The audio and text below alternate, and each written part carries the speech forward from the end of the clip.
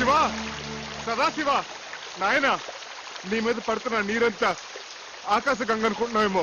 కాదు, నా కన్నీరు మున్నీరు, నా బాధ, నా దుఃఖం.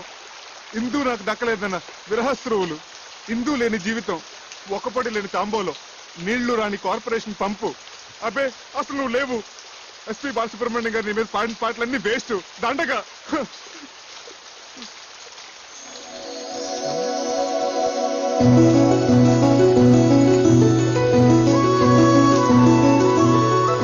Shiva, I'm wrong, you are there.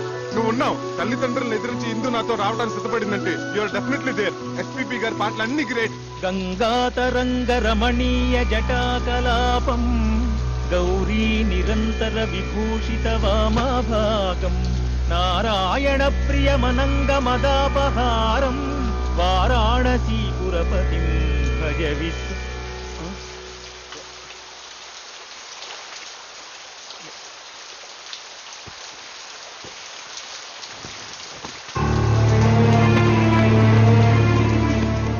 నీ ప్రవర్తనకు మా వాళ్ళందరూ ఇచ్చిన మార్కులు ఆ సున్నా, మన పెళ్లికి వాళ్ళిచ్చిన అంగీకారం ఆ సున్నా.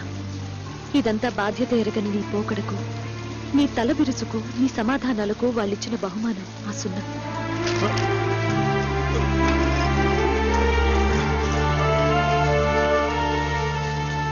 నా తల్లిదండ్రులకు నీ మీద నమ్మకం, అభిమానం, గౌరవం కలిగేలా నువ్వు ప్రయోజకుడివై తిరిగిరా.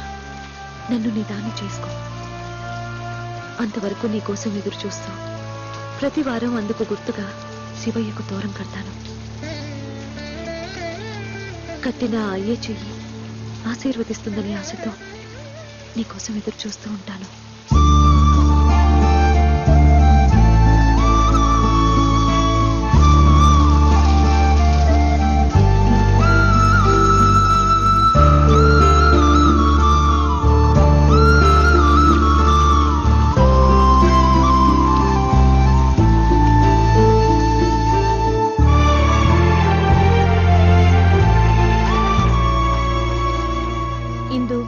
చక్రి వెళ్ళి ఎంత లేదన్నా 6 నెలలు దాటే కదా.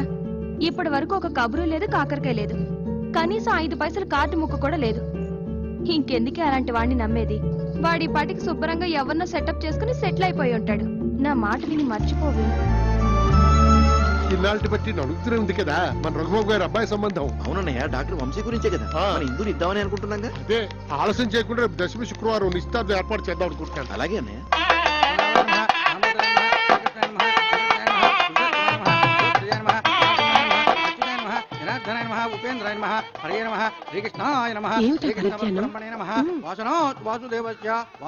జగత్రయం సర్వభూత నివాసో శ్రీ శ్రీ వాసుదేవ నమోస్తుతే. ఆగండి ఆగండి ఆగండి, నమస్కారం బావగారు. బావగారు, మనం ఇలా బియ్యంకులు అవుతాం అనుకోలేదు. ప్రాప్తం అంటే ఇదేనేమో. మా బాగా అన్నారు.